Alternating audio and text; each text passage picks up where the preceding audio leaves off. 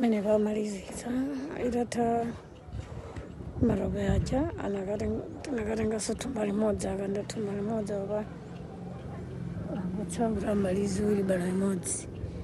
yetu ndakangomaliza amene basi tizipita yetu teja limankhulana isina dzoli marobe ata ndanakatenga limodzi ndapa lipafupi kumaliza tumba linalo akamamaliza marobe amene ndili pakhauri apopo akhauri pali patali yetu ndimene amangira kumbuyo uko kumaster bedroom mene kuko pali akuucheyo yetu ndikumene kuko kutopa mwayo pepa ngasoma